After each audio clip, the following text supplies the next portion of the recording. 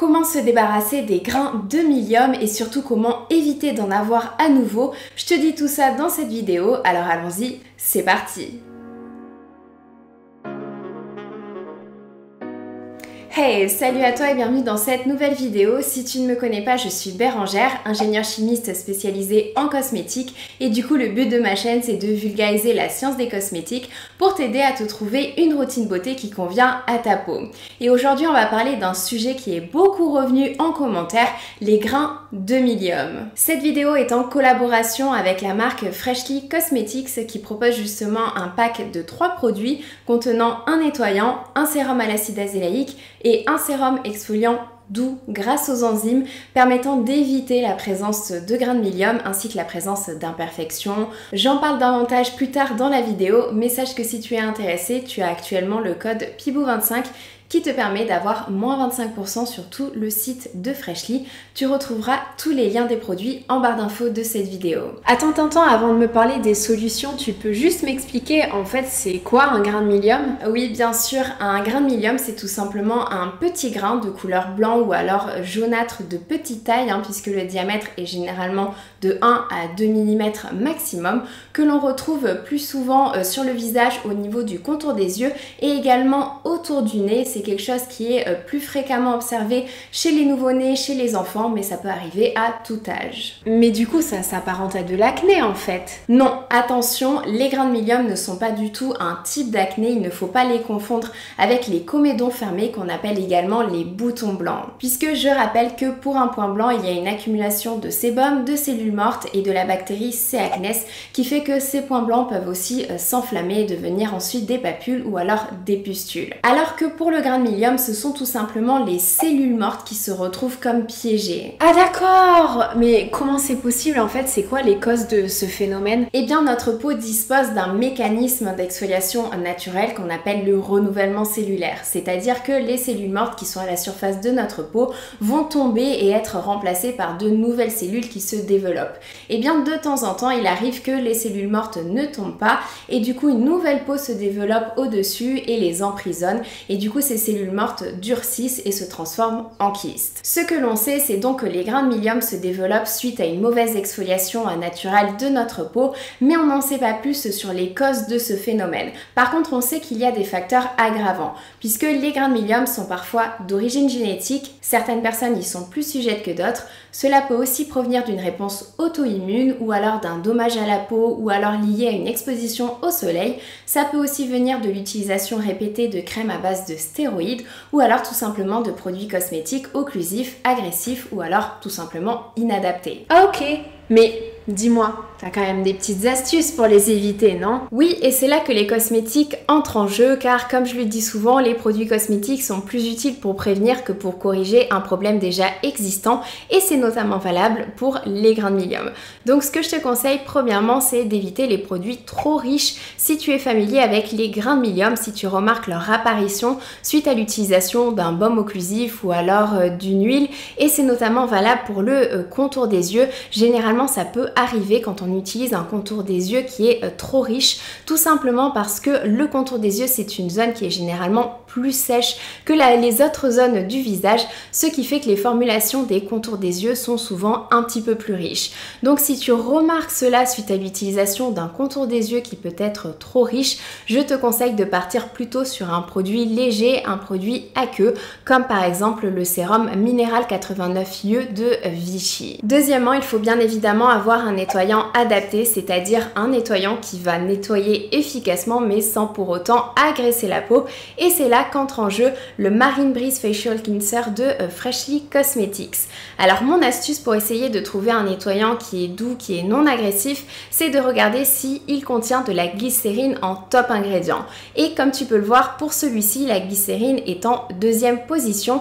Et en plus, elle est suivie d'un autre humectant issu du sucre, l'érythritol, ce qui donne une petite indication sur le caractère doux de ce nettoyant, puisque ce sont deux humectants qui permettent de casser le côté agressif asséchant que peuvent avoir les tensioactifs détergents pour nettoyer. Alors je l'ai personnellement testé et je peux t'assurer qu'il est très doux, non agressif, non asséchant pour ma peau, et c'est d'ailleurs pour cela que tu peux l'utiliser matin et soir. Il est recommandé plus particulièrement pour les peaux grasses, tout simplement parce qu'il contient du zinc PCA pour réguler la production de sébum et du coup pour diminuer les imperfections ainsi que pour resserrer les pores dilatés. Mais personnellement, je le recommanderais également aux peaux mixtes et aux peaux normales.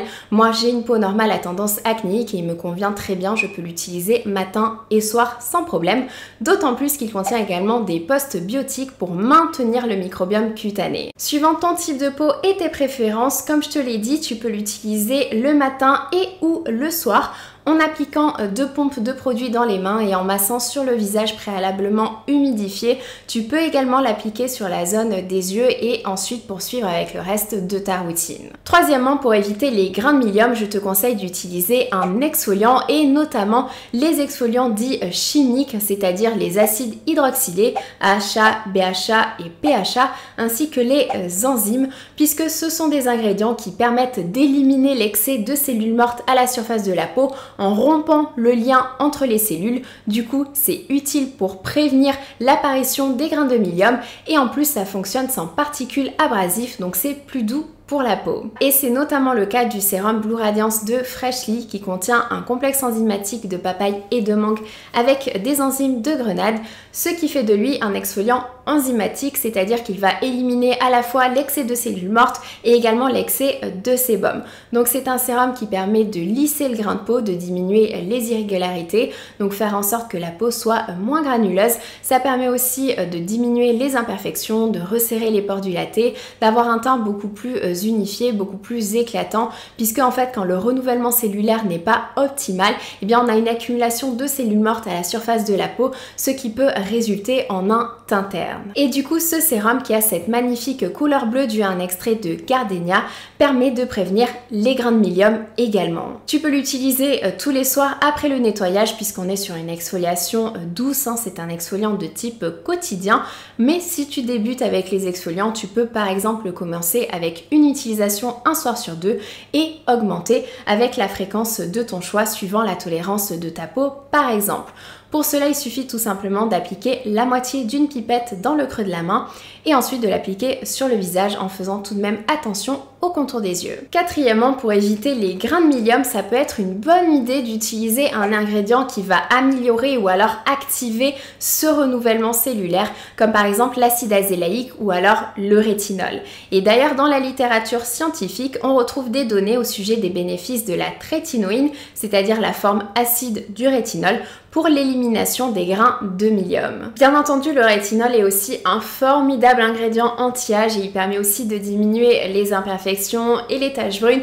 Donc si tu recherches un produit au rétinol, personnellement j'aime beaucoup les produits au rétinol de la marque de Paula Choice puisqu'ils sont toujours très bien formulés. Concernant l'acide azélaïque, ce qui est intéressant avec cet actif, c'est qu'il agit sur la régénération cutanée et notamment en améliorant la kératinisation des cellules. Alors ce qu'il faut comprendre par là, c'est qu'il permet tout simplement d'améliorer le renouvellement cellulaire et donc d'éviter l'obstruction des canaux, ce qui permet de diminuer les imperfections et les grains de milium. Si tu recherches un sérum à l'acide azélaïque, tu as notamment celui de Freshly Cosmetics que j'avais déjà mentionné dans une précédente vidéo sur l'acné. C'est un produit qui contient 10% d'acide azélaïque pour diminuer les imperfections, donc boutons, points noirs et aussi prévenir l'apparition des grains de milium.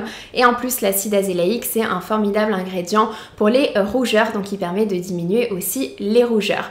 Concernant son utilisation, tu peux utiliser ce sérum matin et au soir directement après le nettoyage en appliquant 1 à 2 pompes au creux de tes mains puis sur l'ensemble du visage. Si tu souhaites le coupler le soir au sérum Blue Radiance, je te conseille d'appliquer d'abord le sérum exfoliant enzymatique puis l'acide azélaïque et de finir par une crème hydratante si besoin. Merci beaucoup pour toutes ces recommandations pour éviter d'avoir les grains de milium parce que je te jure j'en peux plus.